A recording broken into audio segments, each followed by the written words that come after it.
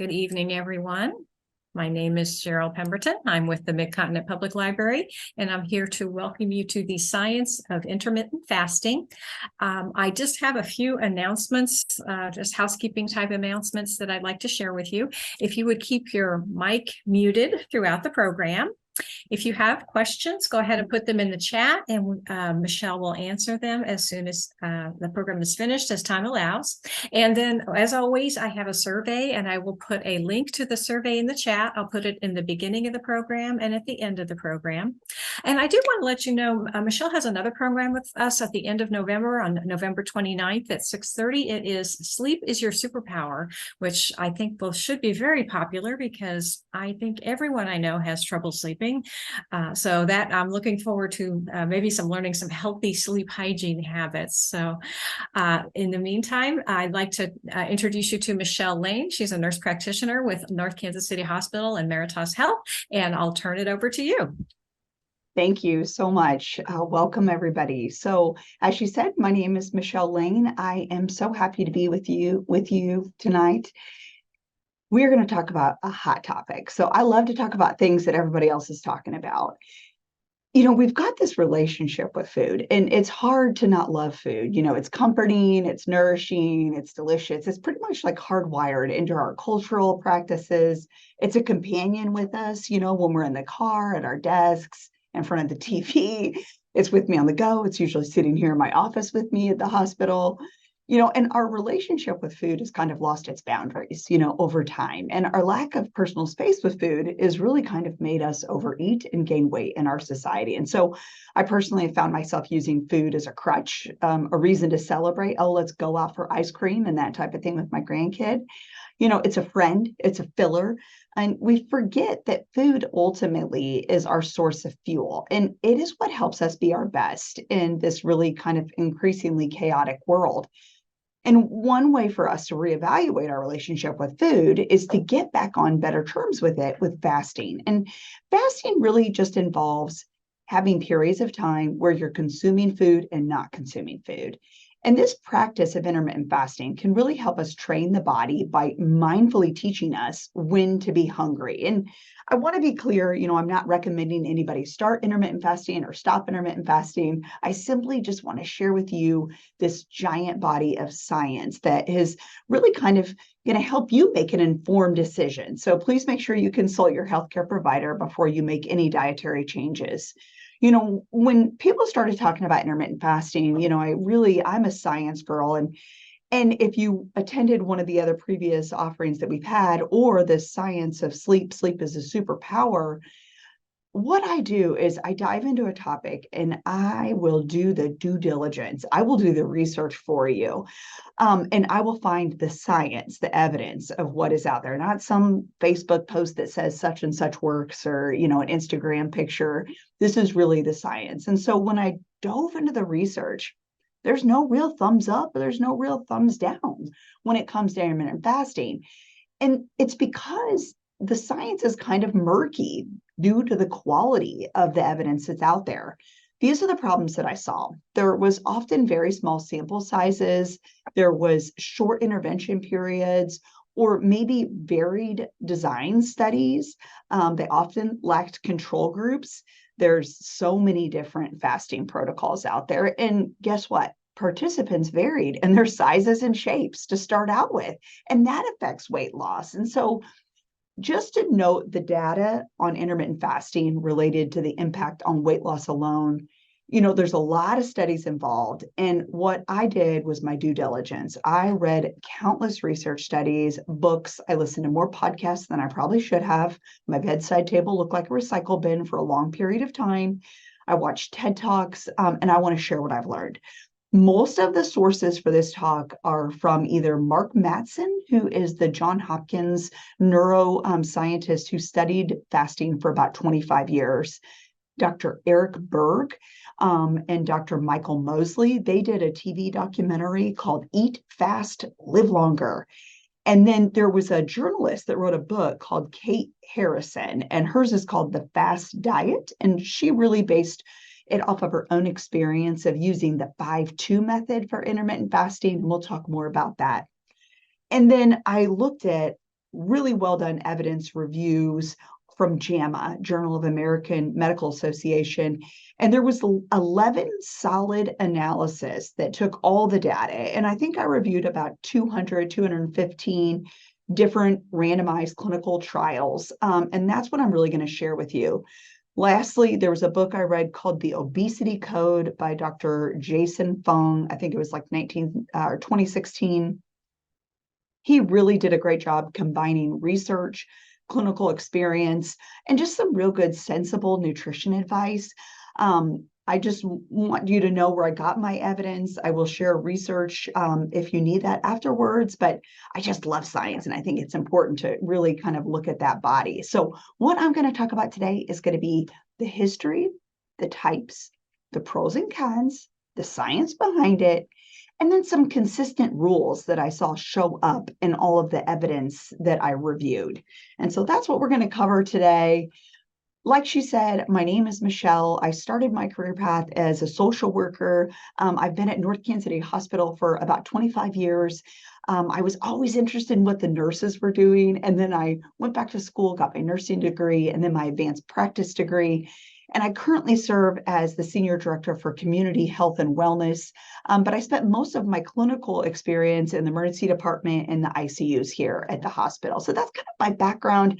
And I'm just a nerd. I think you're only as interesting as the people you meet and the books that you read. And, I just turned out to be an avid reader that loves to share. So the fasting practice itself, has been known throughout our evolution. We had ancient hunters and gatherers. They didn't have a Piggly Wiggly or a Hy-Vee or a grocery store refrigerator or food available year round. Sometimes they couldn't find anything to eat. And as a result, humans have evolved to be able to function without food for extended periods of time. It used to be a lot easier, to maintain your healthier weight. We didn't have computers or TVs or gaming devices. I actually remember, and this may date me, that when the TV programming shut off for the night and we would have like this that like gray snow, on the television when programming is over.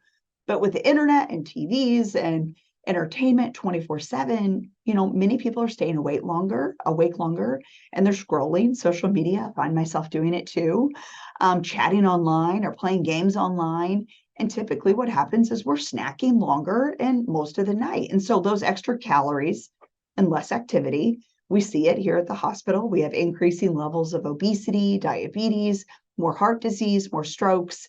And some of the scientific research has shown that intermittent fasting can help reverse some of these trends. But, many cultures have known about the benefits of fasting way before science ever proved it. People have been fasting for spiritual and religious reasons for a long time. You fast for your lab work when you come to the hospital, if you're going to have a procedure or diagnostic testing. When you're sick, right? We fast when we're sick. Our body usually doesn't have an appetite when you don't feel good. Even the body can recognize that sometimes you just don't need to eat. I like this cool dude right here, Plato, Socrates. Those two both referred to the benefits of fasting. That was a long time ago. This isn't a new science. People have known the benefits and felt the benefits of intermittent fasting for a long time. So let's dive in. There are some people who should not try this, and there are some people who should make sure they get medical advice first. First, people that are pregnant or breastfeeding women, or if you've got an unhealthy relationship with food to begin with, or an eating disorder, this may not be the right thing for you. People that are diabetic, that have problems with low dips of blood sugar that can cause hazardous problems to their health. Women with irregular periods that are maybe trying to conceive are urged to proceed with caution when they're doing intermittent fasting, because it can have an impact on your hormone levels. Bottom line, consult your healthcare provider, but there are some people that maybe this isn't the right thing for them. So intermittent fasting, it is an eating pattern that cycles between periods of fasting, no calories whatsoever, and eating. And it doesn't specify necessarily that what foods you can eat. Did you guys see that little fly that we've got it? I don't know how many attendees we have tonight, but we've got one extra one flying around in this office with us tonight. But it doesn't specify what foods you should eat or not eat. But the most common style for intermittent fasting, according to the research, is the 16 and 8. And this is when you fast for 16 hours and then you eat for 8 hours. And, this is what I started doing initially because it felt like it was the easiest thing for me to do. So I woke up in the morning. Usually we start our day at the hospital around 6:25, 6:45. And I just never ate breakfast. And I would eventually eat around lunchtime, 1, 2 o'clock. And that just was the way that our day was. So for me, it lended pretty easily. So I would eat a quick lunch, eat my dinner when I got home, and then try not to eat anything after that. And so that would give me that kind of 16 and 8. Now, what I do most of the time is an 18 and 6. I tend to be busy during the day and I can skip that lunch for whatever reason. I tend to just have a lot of engagements at lunch and other things to do. But that's a different style where you fast for 18 hours and you eat for 6. There's also other styles where you alternate your days of fasting. So you eat normally every other day. And some people on days in between, and this is why the research is so hard to find solid evidence that says this way works the best, because there's so many different ways to do it. Some people will consume 1,800 calories on Monday, Wednesday, Friday. And then they will eat 25% of that caloric intake on the other days. So they'll eat 450 calories on Tuesday, Thursday, and Friday. And then there's the 5-2 approach, right? So where you eat normally for 5 days in a row. And then for 1 to 2 days, typically 2 in a row, you fast for 24 hours, the whole time period. There's the OMAD, which is you eat 1 meal a day, or just eat within a really, really short window of time period. There's a lot of physicians that do that because their schedule is so busy, especially the emergency room physicians that have long, long scheduled periods of work. But as you can see, there's so many different examples. And what I want to talk about today is the science of when you really start to see benefits. And you can make your own decisions of what works best for you and your style if you do want to try to do some intermittent fasting. And intermittent fasting is really defined by no calories, right? So you can drink coffee with no cream or sugar, or tea with no cream or sugar, or there's now these bubbly waters that you can drink. I like a brand called Waterloo that has no calories. But there's lots of different things that you can do that don't have calories in it. But cream, sugar, those things are a no. So 0 calories, that's the rule. Even gum can have calories in it. So if you're a really strict person. So the benefits, wow, mind-blowing. This was one of the things that I didn't realize how many benefits there were to fasting until I tried it for myself and then looking at the research. So I'm going to talk a little bit about some of the research studies. What I did was I grouped them together, as you can see on the slide, 8 of the primary things that showed up in the research that can be beneficial when you intermittent fast. According to the science, fasting can reduce your insulin resistance. It can lower your blood sugar 3 to 6%. And your fasting insulin levels can drop 20 to 31%, depending on the study. And it can help protect us against diabetes, the type 2. In fact, experimental research in adult males with type 2 diabetes showed that the potential for intermittent fasting as a therapeutic approach may actually reduce the need for insulin therapy. So your food really matters. No food, it matters even more. One of the other things that showed up in the science was this increased focus. And I felt this for myself. And I think this is what Socrates or Plato was referring to. When I do fast, after I get over that kind of hump, usually around 16 hours, I feel clarity. I feel light. I feel healthy. I feel like I can think more clearly. So this I saw with myself, but it showed up in the science. People report having an increased focus. And this is, if I'm going to talk about it, it has to be at least 10 studies. That was my rule of thumb. If I saw it in one study, but not reproduced anywhere else, I'm not going to be discussing that. So know that I didn't say that initially on this slide. These 6 things showed up in at least 10 studies when I did my research. So it also can reduce inflammation. We've got these markers in our body, this inflammatory markers. And inflammatory markers can be a key factor in chronic diseases. And science showed with lab draws, there is a reduction in your inflammatory markers when you have fasted. Heart health, it can lower your bad LDL cholesterol, your blood triglycerides, that fatty stuff floating around your bloodstream, the blood sugar, insulin resistance. The National Institute of Health, it has this huge database, and I thought this was really, really remarkable. Over 26,000 participants in this body of science showed that males over 16-year period, longitudinally over 16-year period, suggested that reducing late night eating through time restriction, not intermittent fasting for 24 hours, but just not eating after dinner, 6 p.m. is when the study showed, can significantly reduce your risk of heart disease by 33%. So just not eating after dinner, just not eating late, fasting after dinner until that next morning can reduce your risk of heart disease.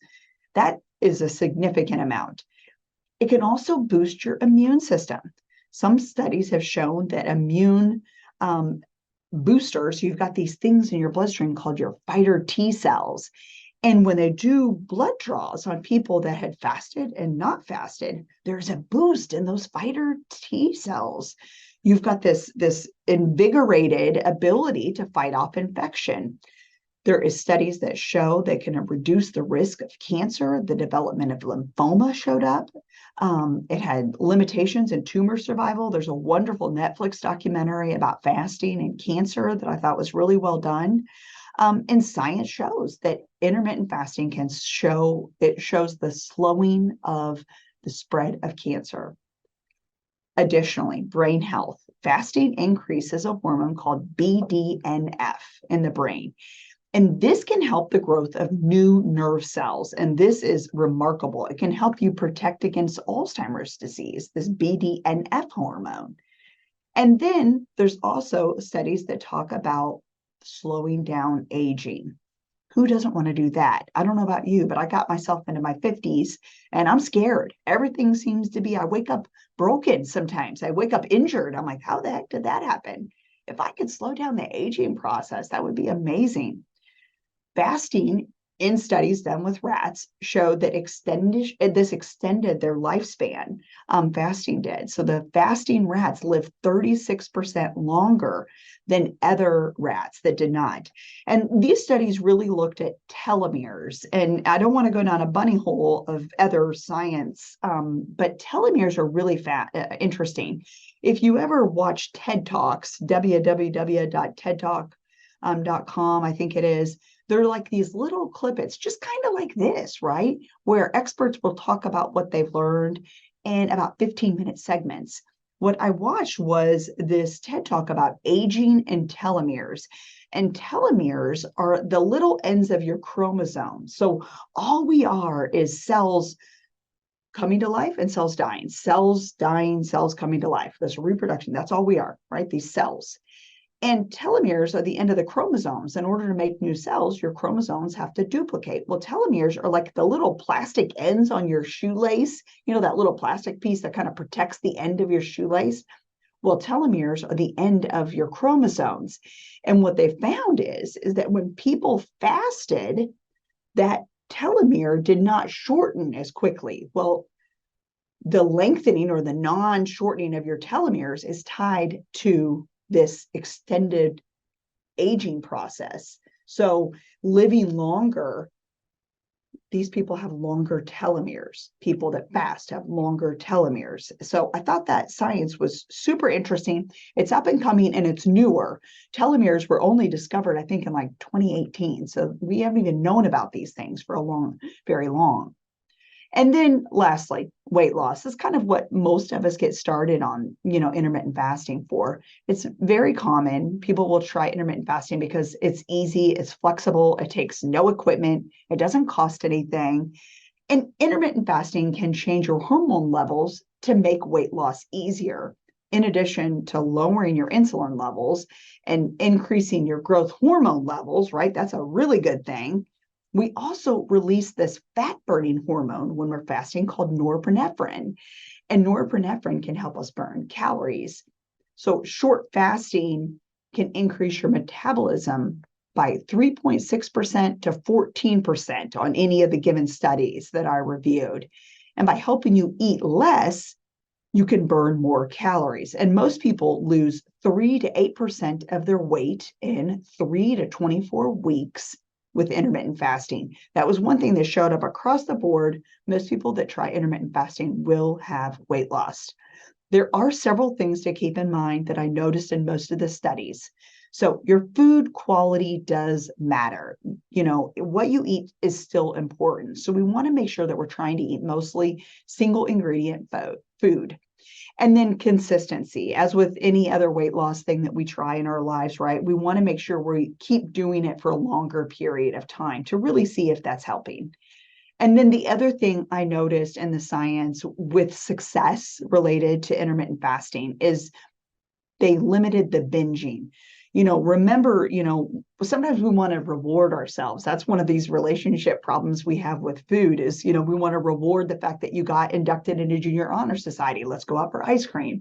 Or I've had a horrible day. I'm going to go get, some cheese dip. I love cheese dip.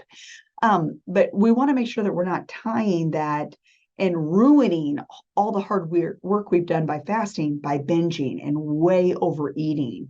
And so eating large amounts during that feeding period, those people did not lose any weight at all. So it does matter how much you eat when you're fasting. So keep that in mind if you're going to approach this from a weight loss process. So because knowledge is power, I want to really kind of go through a detailed description of what happens during these extended periods of fasting. So what I want to talk about is I'm going to break it down in the stages of fasting and what happens as we go through each of the time periods, if that makes sense. So stage 1. Fasting for 12 to 18 hours. Typically, the human body's main preferred source of energy is the substance called glycogen, which is stored in the form of glucose or sugar. And this type of sugar we get from our carbohydrates that we eat, right? We eat carbs, they turn into glucose and we burn it easily. And when you digest your food, your body breaks down that carbohydrate into that glucose for you. And then we like to store that as glycogen in our muscles and our liver when we have too much glucose to burn in our daily activities. And as long as you have glycogen stored up, that's what your body will use to give you energy and function. And so your hormones play a part in this too. So in a few hours after eating, your insulin levels will start to rise, telling your body to break down that glucose for energy. But after 12 hours of fasting, your insulin will drop. And a hormone called leptin, which is responsible for telling you that you're full, will also fall, while ghrelin, a hormone that signals hunger, will rise. And that's that kind of hard period, right? That's when you're like, oh, I'm hungry, right? You're fasting, or even when you're not fasting, that period of, leptin dropping. And so you don't feel full, ghrelin increasing, and you're hungry hippo, right? I know those moments. So that takes place during that time period of 12 to 18 hours when you're not eating. You feel it. You're like, your stomach starts to grumble. So when you're fasting between 18 to 24 hours and you kind of get over that hump, it takes between 4 and 18 hours, according to the scientific research, for you to start to burn through all of those glycogen stores.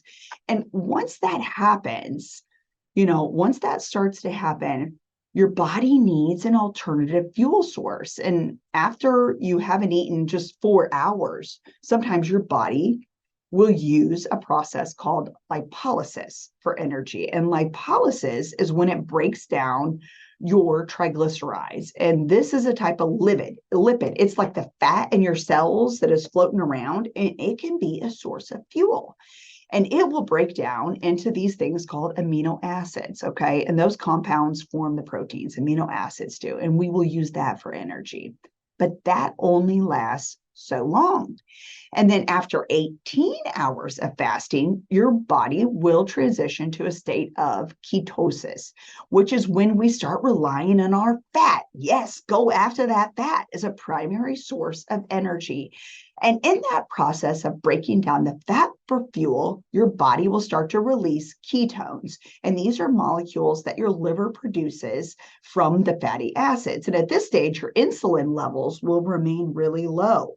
But your glycogen, which is a hormone that controls your blood sugar level, will start to rise in order to prevent your blood glucose from dropping too low. So some people will say, oh, my blood sugar will drop. Well, if you're diabetic, yes, but in most people, it's the opposite. You will kick in and you will start to protect yourself. So let's go even further. If you fast for 24 hours, after 24 hours of fasting, your body starts to do something really interesting. It starts to repair itself. This process is called autophagy, which is when your cells start to get rid of these old components that are old and damaged and they're not functioning poorly. It's like having a garage sale of like all that stuff in the cell that you don't need. You're like, get rid of it, get rid of it. And autophagy is incredibly important for our health, and it's been known to reduce inflammation. And that's why you see in these studies the reduction of inflammation. Autophagy has been known to kill cancer cells. They clean out the misfolded proteins that are thought to cause Alzheimer's disease. I mean, it is incredible. As autophagy declines naturally with age, right? We get older and we're just not able to do this anymore. It's thought that fasting induced autophagy can be a way to reduce the effects of aging. This is where this all comes into play.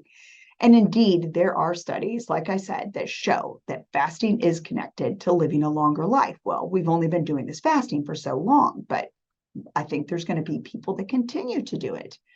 So what happens after 48 hours?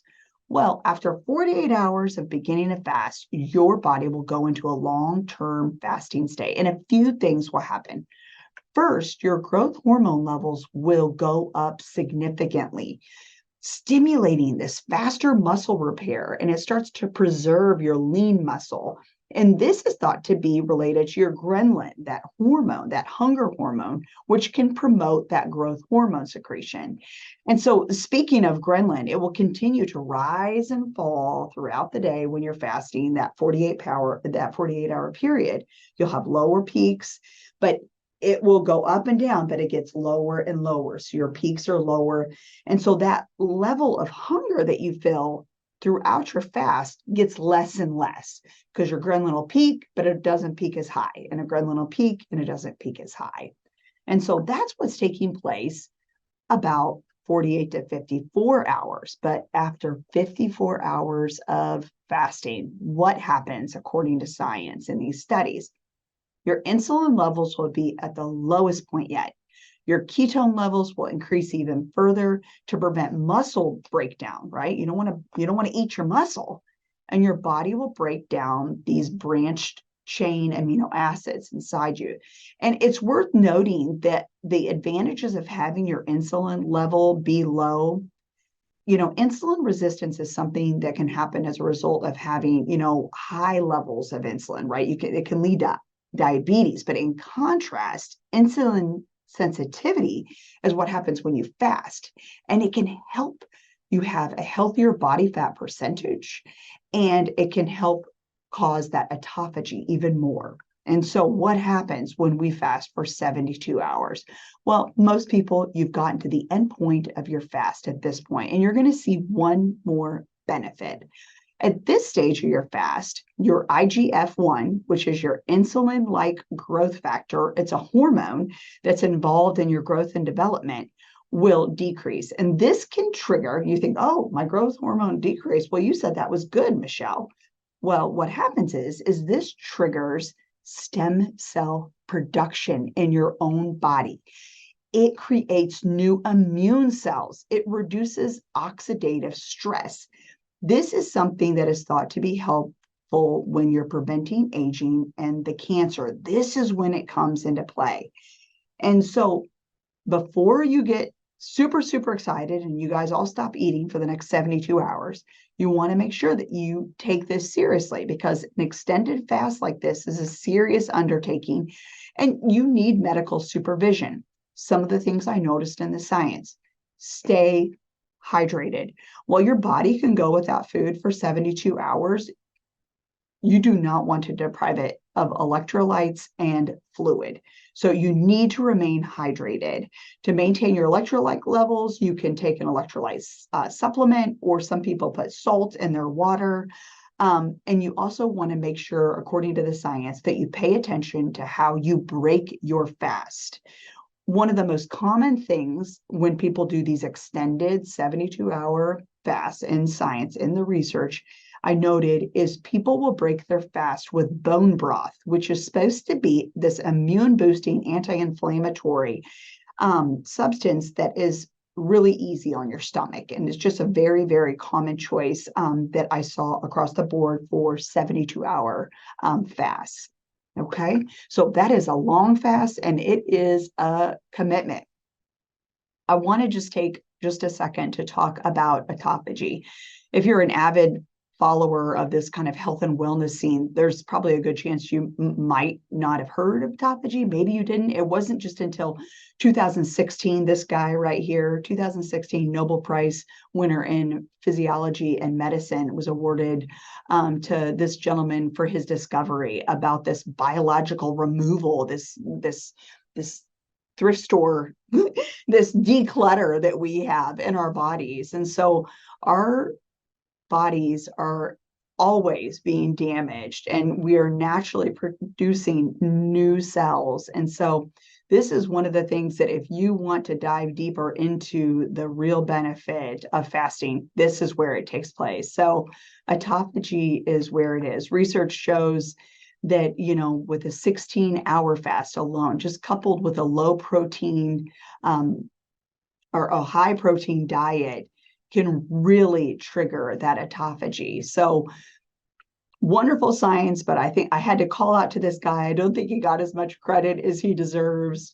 And so I think this is one of the things, if you want a deep, deep dive, this is where you should go, because the science is absolutely fascinating related to autophagy. So some of the other dietary tips that I saw about how to induce autophagy, because I really want to talk about this, is through the use of regular MCT oil. So this is nature's kind of richest source of healthy fatty acids that our body can easily convert into ketone bodies. It's like the super clean fuel for your brain.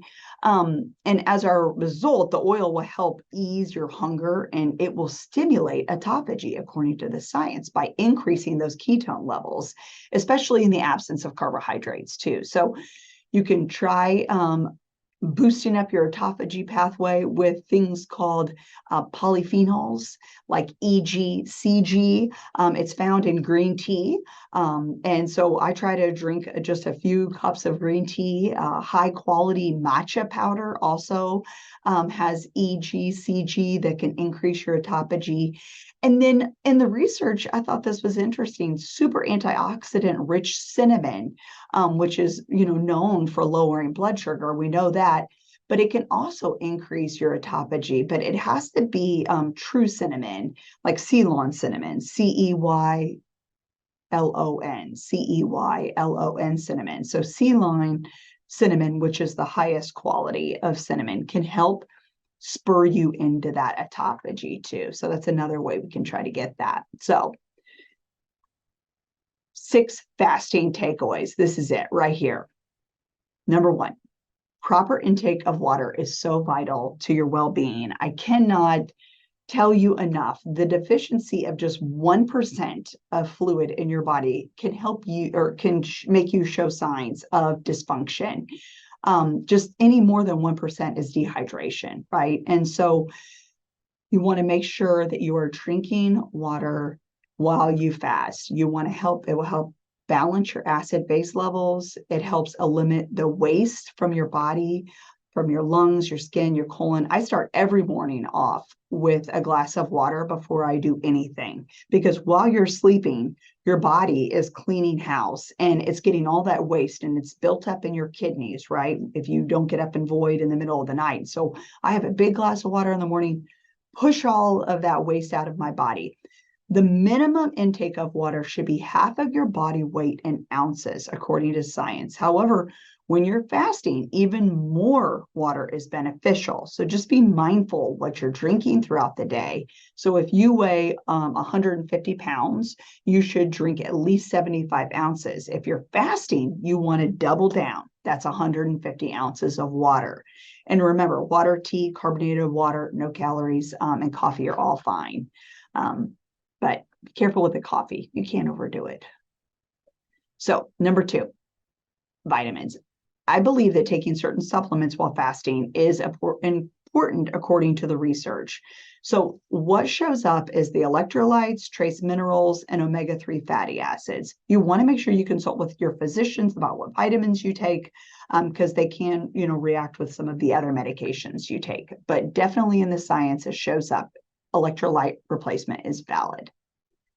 And then don't eat unless you're hungry. If you're meeting your fasting goal, but you're not hungry, sometimes I'll get home from work and I've been fasting all day and I feel like I can go longer. Go longer. Push yourself just a little bit, but don't go too far where you're weak or you're tired or you're irritable or you're dizzy, or for heaven's sakes, don't be hangry. I've got a son, he's 22. He'll call me out if I'm hangry. But if you can, push it just another hour more. Set a goal for yourself. Okay, I'm going to not eat when I get home and I'm going to eat at 6. And if you're feeling good, do it. Go for 7. It's okay. Try another hour.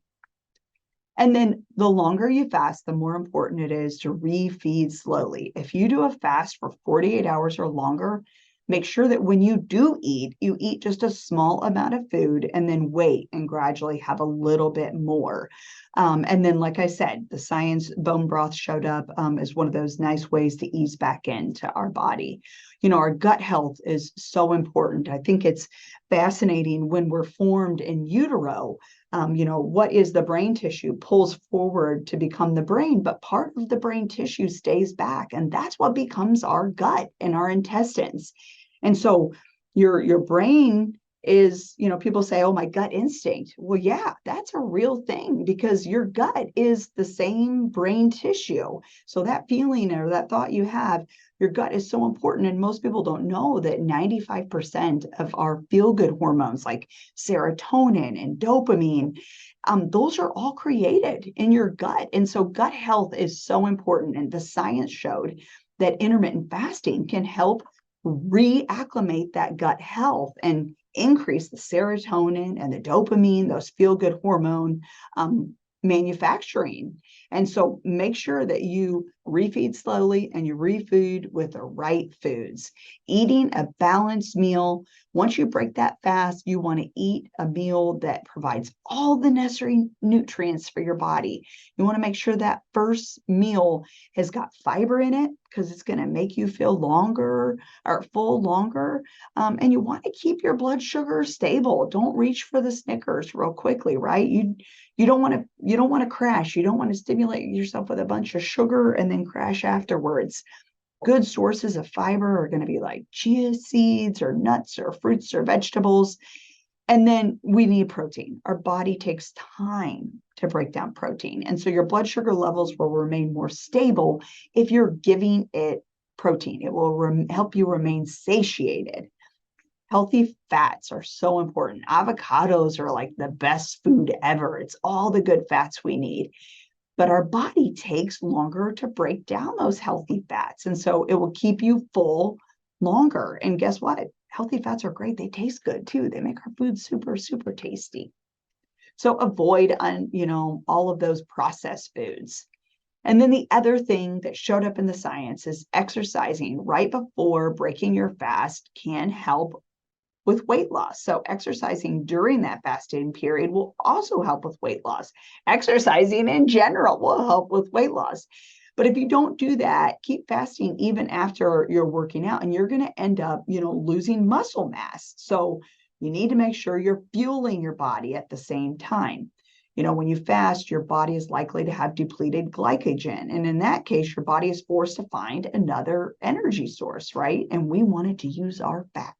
So one study published in a British Journal of Nutrition found that men who ran before breaking their fast, taking their breakfast, burned up to 20% more stored body fat than those who ate before going for the run. So if you go for the run, and then break your fast after, you burn more body fat. And I thought that was great. So I will try to get home after I fasted all day from work, do some form of exercise, usually involving a very furry golden retriever, and then I'll break that fast with a couple, maybe 12 to 16 almonds while I'm fixing myself my healthy dinner.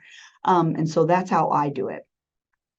So we've discussed who should not fast, and we've also, those who could use some medical surveillance, but there are some downfalls of fasting according to the research. And so I have to tell you some of the cons that I read. So in the research, depending on the length, some people reported headaches, lethargy, crankiness, and constipation. And so those things are heard loud and clear. When I first started fasting, I was getting a headache. And what I saw in the science was increasing your fluid intake, your water intake can help with that headache. And I noticed that, you can feel lethargic sometimes. But what I did was I decided to get up from my desk, move around, increase my energy level. And so those things can all be helpful. But those are things that people have seen in the science when they fast. It can also cause you to overeat. Remember, there's this strong biological push that sometimes we can't control to overeat after fasting because our appetite hormones and our hunger centers of our brain are basically going into overdrive. They've been deprived, right? And so it's also human nature to want to reward yourself. And so do not overindulge. Don't ruin all the hard work you just did with fasting. And then with older adults in the research, it also showed that they can cause them to lose too much weight. So if you're marginal as far as your body weight goes, this may not be a good thing for you.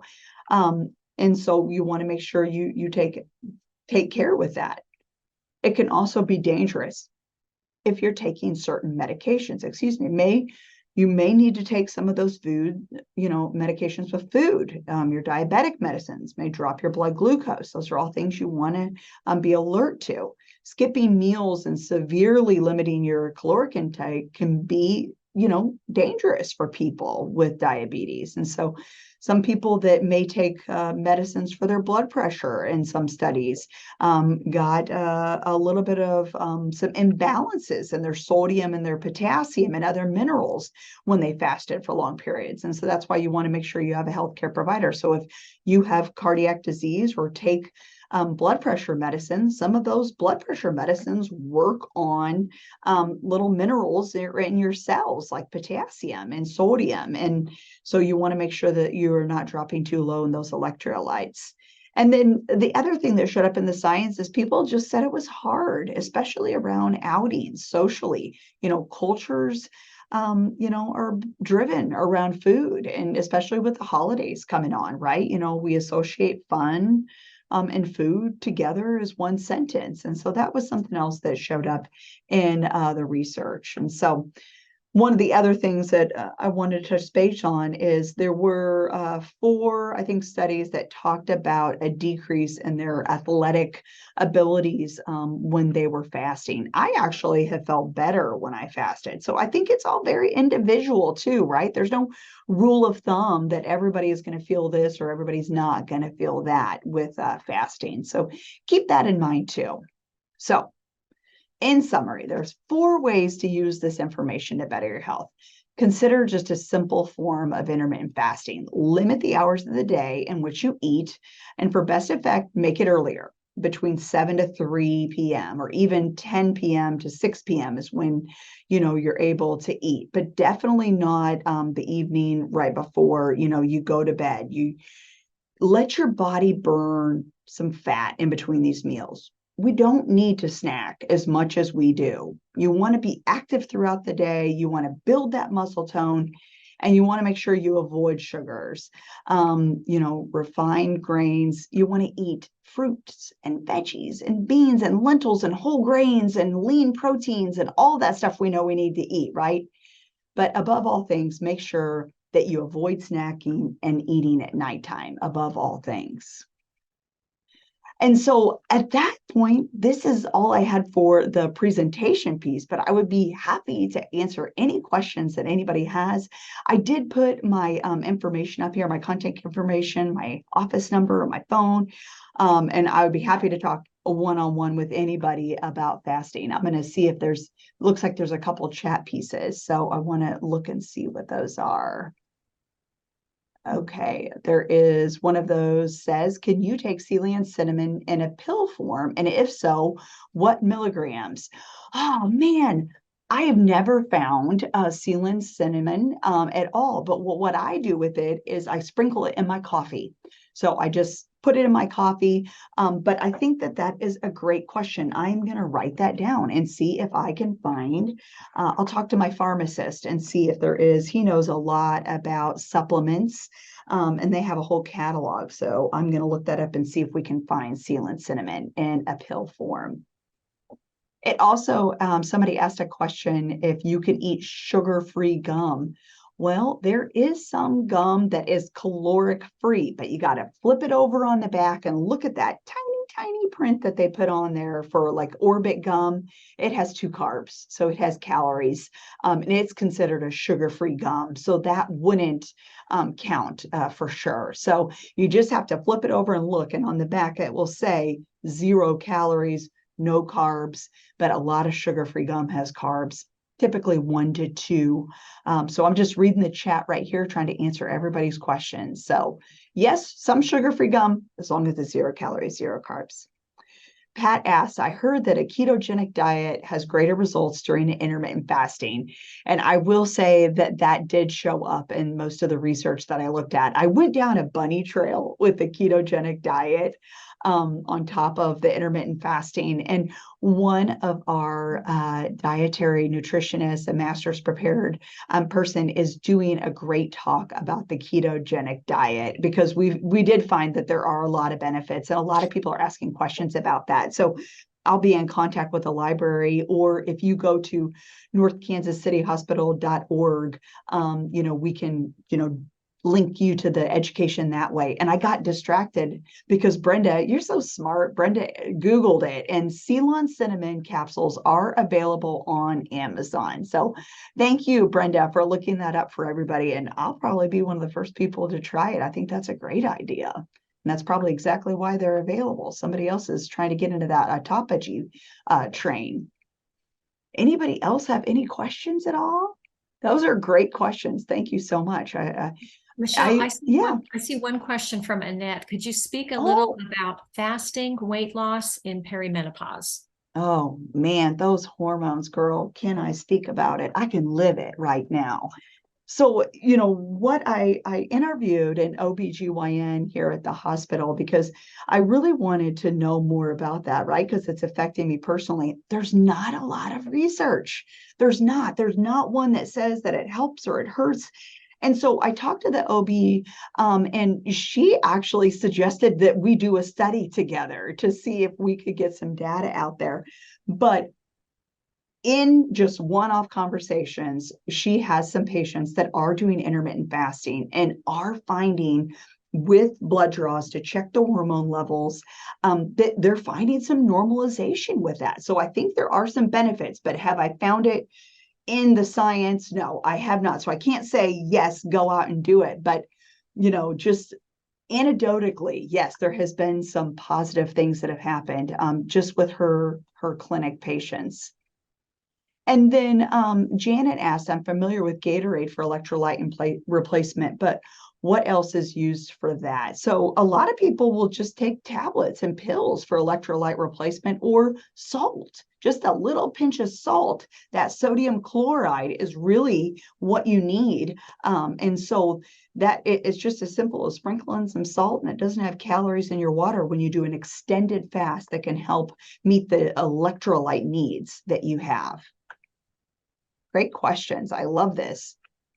Lily says, when and how should I get started? Yes, Lily, I love that. Well, I'm not going to tell you to dive in without speaking to a healthcare provider first, because our lawyers at the hospital would tell me don't make any medical advice to anybody. But, the easiest way to do it is to just try to skip a meal at night. So stop eating after dinner, get full, stop eating after dinner, and you can get 12 to 14 hours sometimes into fasting if you just skip eating after dinner. No bedtime snacks. I think that's the best way to get started. And then Barb says she's familiar with Dr. Don Colbert. There's some books on keto and intermittent fasting. And I am not familiar with this guy, but I am going to write it down and I'm going to make sure that we look at this. There's so many people out there talking about these topics, intermittent fasting and keto, but I have not read any of his. Has anybody, since there's other people that may be fasting that are listening today, is anybody else that's listening today familiar with any of Dr. Don Colbert's work on keto diets and intermittent fasting? If you have, you can pop into the chat there. I think that's important. Pedialyte would work. I just want to make sure that you stay away from, do sugar-free for Pedialyte. Coconut water, absolutely. That's wonderful for you for electrolyte replacement. And yeah, work yourself up. Somebody asked about working yourself up to the 72-hour fast.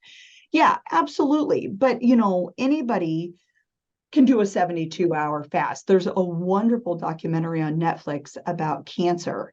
In Sweden, they've done some longitudinal studies with patients and has shown, the reduction in cancer cells with fasting. And those people, when they're diagnosed with cancer, they dive right in. They're not building up because guess what? They got an incentive to fight back against those cancer cells. And so it's really, what are you motivated to do and what are you capable? A lot of it is mindset. So yeah, work yourself up to it if you need to. I think it's just whatever you're really capable. And there's another question here. How soon do you see results?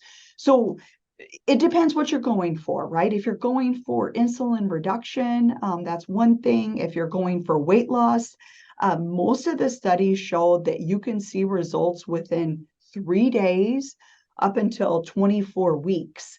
You can see extended periods of results. So initially, I'll be honest with you, sometimes, your weight will fluctuate when you just stop eating, right? And a lot of that's water weight if you're not replacing it with water. So I wouldn't live or die with a scale personally. I like to think about, how do I feel?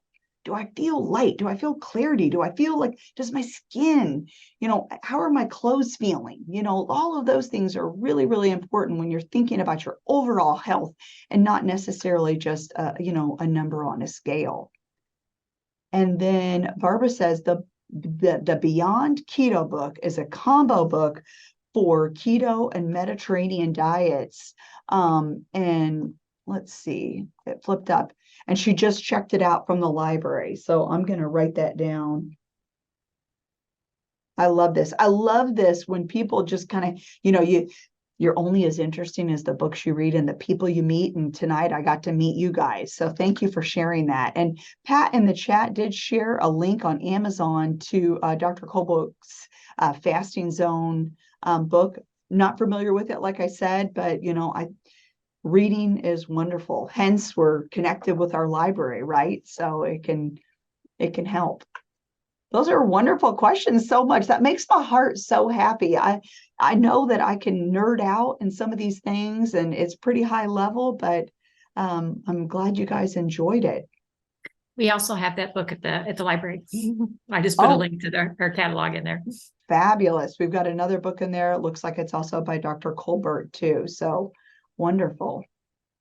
Well, thank you everybody for joining, and my contact information is on the screen. If you have any specific questions, or I am a licensed health coach, and for free, I can reach out if you just want to chat and we can work together to get you going on fasting. I'm absolutely happy to help anybody, just out of the goodness of my heart, because I personally have seen some benefits from it. But thank you so much for your time, everybody. I would like to remind everyone, if you could take a moment to fill the survey out in the chat, and we'd really appreciate that. Thank you so much. Thank you so much, Michelle. Really enjoyed this program. Makes me, motivates me, I'll tell you that. Yeah, it does. It thinks about it, right? Makes you think about it. And I thought it was going to be really difficult, but it really wasn't that hard. So thank you, everybody. Good night, everyone.